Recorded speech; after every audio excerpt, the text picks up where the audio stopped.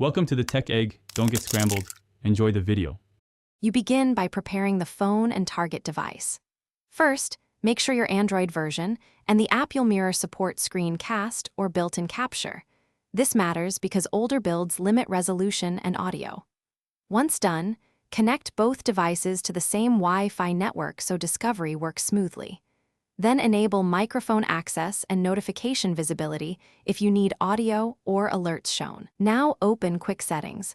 We'll start the actionable steps to initiate the actual screen share.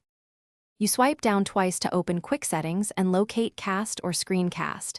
This menu finds receivers on the same network. Tap Cast and pick the correct device. Named devices can look similar, so confirm by checking the receiver's display. Next, choose whether to share system audio or microphone. Make sure to grant the permission prompt so audio routes properly.